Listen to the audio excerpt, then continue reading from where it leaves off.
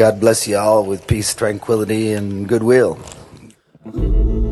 Com o filme Um Completo Desconhecido chegando no streaming, nesse momento tá na Disney Plus, quero trazer algumas participações de Bob Dylan em filmes, seja atuando, cantando ou inspirando a película. Saudações dylanescas, seja bem-vindo a mais um episódio do podcast Dylanesco. Eu sou Pedro Couto e desde 2010 escrevo sobre Bob Dylan e em 2024 trouxe meus devaneios monotemáticos aqui, hiperfocais, sobre esse rapaz intrigante para o universo dos sons. Quero enfatizar aqui novamente o convite a todo mundo que estiver ou que conseguir vir em São Paulo na segunda quinzena de maio de 2025. Eu e o Museu de Imagem e Som de São Paulo, o MIS, nos juntamos para trazer um curso presencial sobre Bob Dylan e a sua relação e influência no folk e no rock durante os anos 60 aí. Vão ser 4 encontros no MIS, que fica no Jardim Europa, aqui em São Paulo. Eu vou deixar na descrição deste episódio o link para quem quiser se inscrever. E se você tem algum conhecido de São Paulo que vai se interessar ou que vai estar por aqui ou que pode vir aqui, manda para ele. Vamos fazer desse curso um encontro dos dylanescos anônimos ou famosos também, né? Sei lá. Bom, a ideia deste curso é falar sobre o período abordado no filme Um Completo Desconhecido, trazendo mais contexto e mostrando como foi o nascimento do Bob Dylan como artista, né, como ídolo do folk e sua guinada para o rock, mostrando alguns fatos e histórias que esclarecem melhor ali e contextualizam mais esse período. Bom, hoje vamos falar de uma faceta curiosa do nosso mestre das palavras e sons. É a sua relação com o cinema. Então, Dylan não se limitou a ser um ícone da canção, né? Ele também deixou a sua marca no mundo do cinema, seja como ator, compositor, roteirista ou fonte de inspiração para grandes filmes. Então, neste episódio, a gente vai falar um pouco dos filmes em que o Dylan atuou e compôs trilha sonora, além de mencionar alguns em que ele serviu de inspiração. Bora lá? Durante os anos 60, o Bob Dylan já havia experimentado ficar à frente das câmeras para os registros que virariam os documentários Don't Look Back e Eat the Document. Apesar da ideia ser um registro das turnês de Bob Dylan na Inglaterra, né, sendo a primeira toda acústica e a segunda metade acústica e metade elétrica, né, entre 65 e 66, havia ali um certo exagero e atuação no núcleo duro do bando dylanescos nas imagens entre os shows. Então acho que desde das primeiras vezes que ele se viu ali na TV, né, depois que filmaram ele nesse período, o Dylan percebeu de início que dava para construir uma persona ali, que isso seria benéfico. Ainda assim, eu acho que eu vou tratar isso como um documentário, porque eu acho que de alguma maneira é isso que ele é, e eu acho que os documentários merecem um episódio à parte, tá? E, infelizmente, a gente não tem imagens, nem muito contexto. Tem contexto, mas não tem imagens, registros da participação do Bob Dylan em um drama de TV. O primeiro que ele participaria, que foi um projeto da BBC chamado The Madhouse on the Castle Street. E o Bob Dylan fez um músico folk que ficava sentado em uma escada e comentava sobre os diálogos das cenas dos atores através das canções. Né? A gente tem informações sobre isso, mas esse registro aí se perdeu. Então a gente vai pular para o próximo, em que a gente pode eventualmente ver e assistir, né, e curtir. Who are you? That's a good question. Uma das primeiras incursões do Dylan no set de filmagem foi em Pat Garrett e Billy the Kid, de 1973. Esse western, dirigido por Sam Peckinpah, foi uma obra-prima meio problemática ali, mas cheia de charme. O Dylan interpretou um personagem chamado Elias, um pistoleiro meio misterioso que se junta ao Billy the Kid. E embora seu papel fosse bem pequeno e a sua atuação tanto evasiva ali, enfim, até meio aquela coisa meio malhação, a presença do Dylan e essa aura dele aí trouxe uma alma ali meio enigmática ao filme, sabe? O grande destaque da participação dele é, sem dúvida, a trilha sonora, em especial a clássica Knocking on Heaven's Door. Essa música transcendeu o filme, né, e se tornou um dos maiores hits do Bob Dylan, sendo regravada por inúmeros artistas, desde o Eric Clapton até, of course, até Guns N' Roses, né, que muita gente acha que é a dona da música, a banda é a dona da música. A música também batizou a marca de whisky do qual o Bob Dylan é sócio. É uma linha chamada Heaven's Door, que ganhou prêmio até, por sinal. Bom, essa canção reflete temas universais, né, como a morte, redenção e espiritualidade, e a sua simplicidade melódica acho que faz parte influenciou o que a tornaria imortal, né? E a cena em que ela aparece no filme ali é uma das melhores do filme todo. O filme é bom, esse filme é bem interessante. Tem vários Chris Christopherson, tem um monte de gente legal. E essa cena em particular é muito bonita, assim, né? A música realmente conseguiu amplificar o momento. Mas o Bob Dylan claramente ali se frustrou com o processo de gravação de um filme, né? Fazer essas filmagens. Eram horas e horas de espera, muitas pessoas envolvidas para garantir a qualidade técnica, e também em um certo período ali teve até executivos do estúdio pressionando o diretor para editar cenas e diálogos e tentando ditar como seria o filme, né? Então acho que a ideia do Bob Dylan em diversificar sua carreira aí teria que ser revista um pouco. Well, I know you like my it really dress. displeases me that you went off and got married and You went off and got married first and didn't tell me. yeah, You should have told me or something. but I married the woman I loved. I know that's true. That's true. And I married the man I thought I loved. See, that's what thought has to do with it. Thought will fuck you up. Depois da experiência em Pat Garrett e Billy the Kid, o Dylan decidiu assumir o controle criativo completo em Reinaldo e Clara, de 1978, um filme bem experimental ali, que ele mesmo dirigiu e estrelou e escreveu parte era completamente improviso, e foi gravado durante a turnê Rolling Thunder Revue de 1975, que também era completamente doida. O filme tem quase 4 horas de duração. É um longa que mistura meio um documentário da turnê, meio ficção, performance musical. É uma bagunça, assim, né? O filme acompanha Reinaldo, que é interpretado por Dylan, e Clara, que é interpretado pela Sarah Dylan, que é a sua, então, esposa ali, né? Com quem ele fez vários filhos e para quem ele fez várias músicas. E enquanto viajavam por um cenário bem surreal ali, que mistura realidade e fantasia. Tem até uma das pessoas que interpreta Bob Dylan, e aí a Joan Baez interpreta uma outra pessoa. É uma bagunça, assim.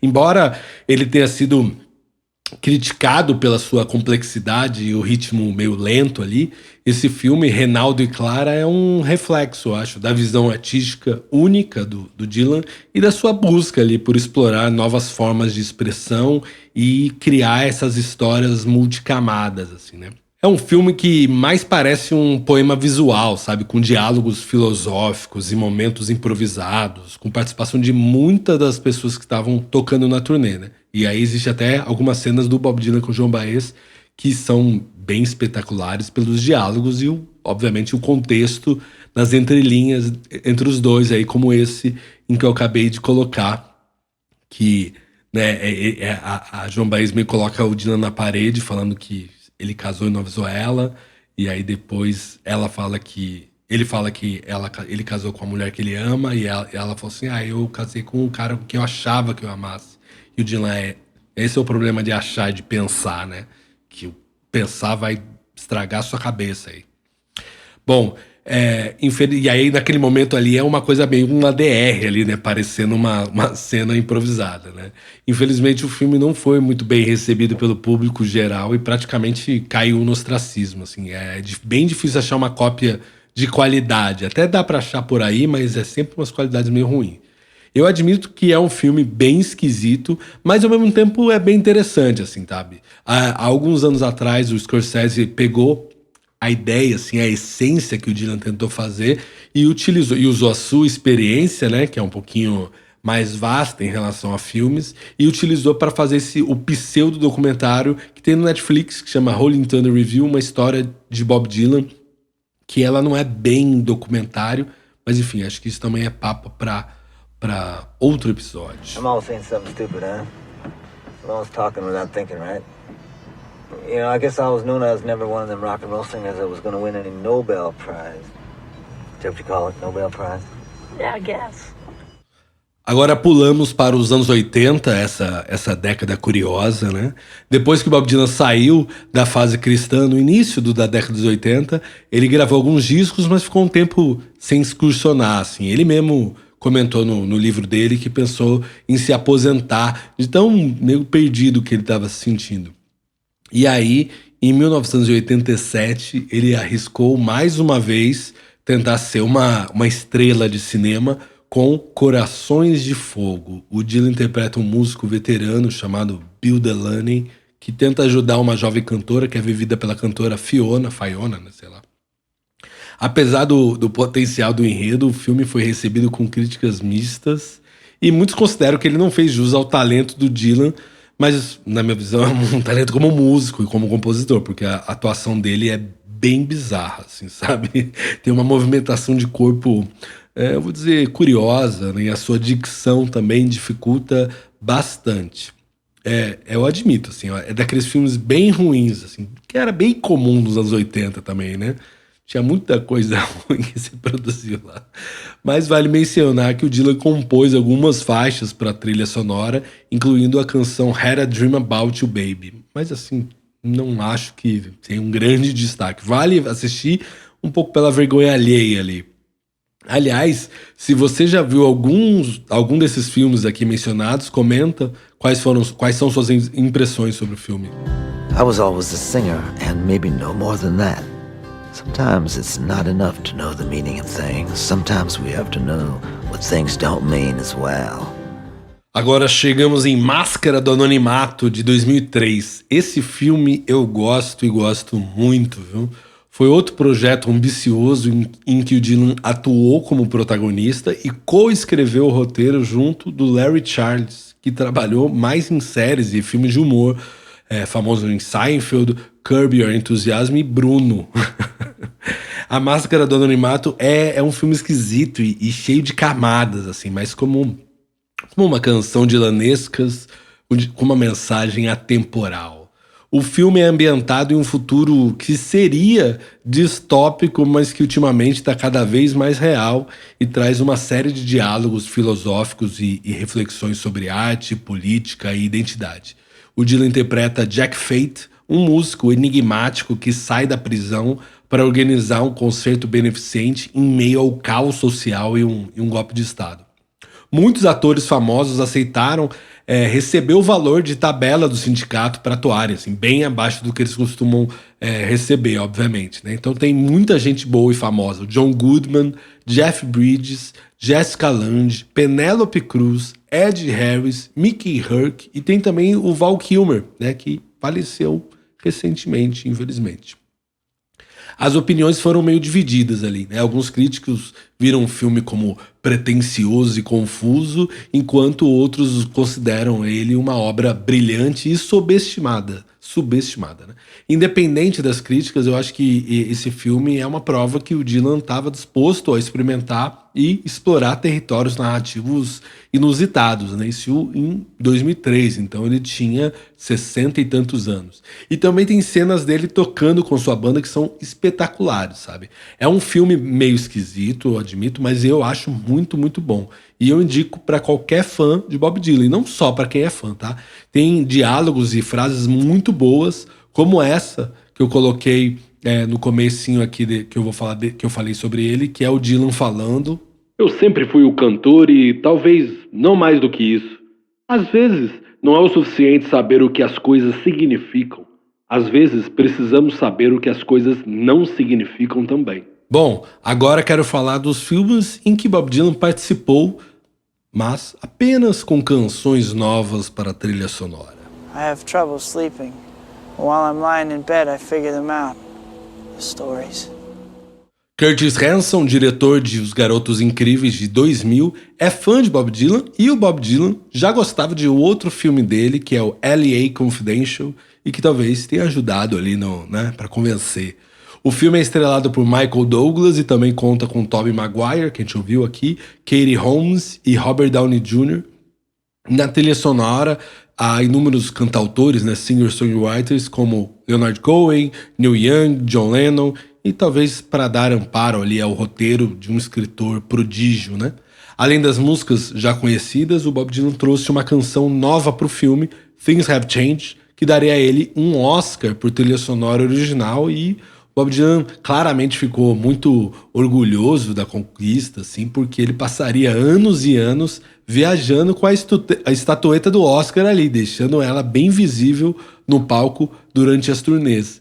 E, obviamente, de fato, a música é muito, muito boa. Ele canta ela direto nos shows. E no seu discurso do Oscar, o Dylan falou sobre a canção e a coragem de usá-la e de premiá-la. Quero agradecer aos membros da academia que foram ousados o suficiente para me conceder este prêmio por essa canção, que obviamente é uma canção que não hesita nem faz vista grossa à natureza humana. The evening winds are still. I lost the way and will. Can't tell you where they went. I just know what they meant. Talvez a experiência e o sucesso de Garotos Incríveis fez o Dylan se empolgar no próximo projeto. Em 2010 foi lançado o filme Minha Canção de Amor, e é um belo filme, né? Aquele estilo road movie, estrelado por Renée Zellweger e Forest Whitaker. O diretor do filme, que é o francês Olivier Dahan, sei lá, chamou o Dylan para fazer a trilha sonora e meio que na cara de pau sugeriu que Bob Dylan fizesse mais de uma música ali, né? Talvez toda a trilha sonora. O Bob Dylan se surpreendeu pela coragem do rapaz, mas embarcou na missão ali, compondo junto com Robert Hunter, que é famoso por escrever várias canções do Grateful Dead. Algumas músicas seriam usadas no filme, até na voz da Renée Zellweger, como a gente ouviu agora, e também formariam um álbum Together Through Life, de 2009. Tanto o disco quanto o filme são bem interessantes. Eu acho que, de fato, o road movie casou bem com o clima meio Tex-Mex do disco, assim, sabe? E o disco, obviamente, tem muitas e muitas músicas boas. Bom, agora eu quero mencionar alguns filmes que foram diretamente inspirados pela obra de Bob Dylan. Abby, I'm waiting for the right moment, because when I ask you out, there's not going to be any turning back for me. I'm not going to date anybody else for the rest of my life. I'm not going to love anybody else for the rest of my life. I'm not going to really care about anything else for the rest of my life. I'm waiting for the right moment, Abby, because when I ask you out, it's going to be the most important moment of my life. And I just want to make sure that I get it right.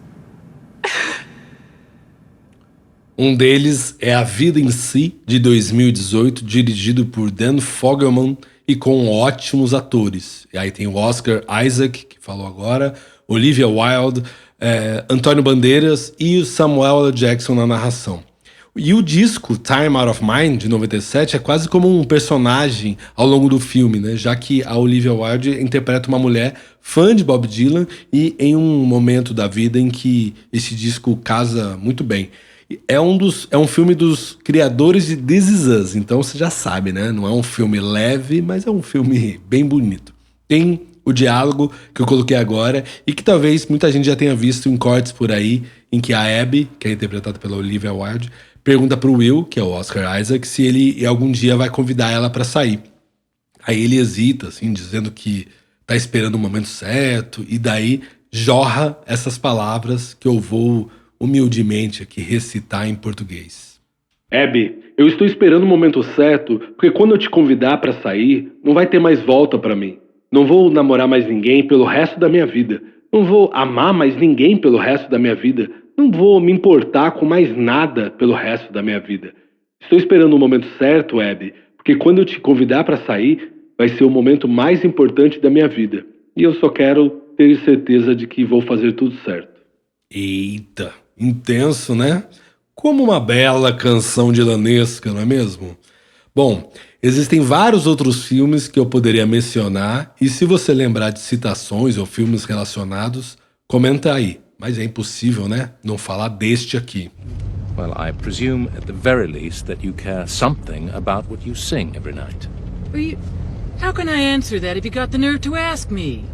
I mean, you got a lot of nerve asking me a question like that. Did you ask the Beatles that? Do I? Or Mr. Eve of Destruction? Did you ask Barry McGuire that? No, I have to ask because you have the nerve to question whether I can. I'm not questioning you because I don't expect any answers from you. Maybe Victor Mature. He looks like Victor Mature. No, more like Elsa Lanchester, man, with a North Mexican kind of thing. It was very protesty, man. It was very, very protesty. You know, I am convinced of one thing. You either do truly care about nothing at all, or tremendously much that people think so. And you asked for my time? O maior tributo ao trabalho de Bob Dylan no cinema é, sem dúvida, Eu Não Estou Lá, de 2007, e dirigido por Todd Haynes. Esse filme é uma biografia nada convencional que retrata as diferentes facetas na vida e carreira do Dylan através de 6 personagens interpretados por atores bem distintos, incluindo a Cate Blanchett, Heath Ledger e o Christian Bale.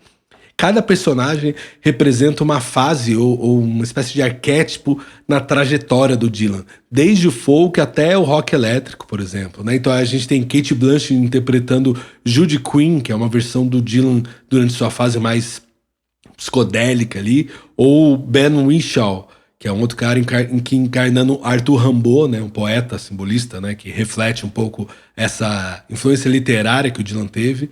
E a trilha sonora também é muito interessante porque conta com versões das suas músicas interpretadas por vários artistas, assim, né? Cria uma experiência bem imersiva e multifacetada, eu acho. Não Estou Lá é meio que um testemunho poderoso da influência duradoura de Bob Dylan na cultura popular, suas inúmeras camadas e estilos e sua atemporalidade. Nas próprias palavras do Bob Dylan sobre o filme: sim, eu achei que ficou bom. Você acha que o diretor estava preocupado que as pessoas entendessem ou não? Acho que ele não se importou nem um pouco.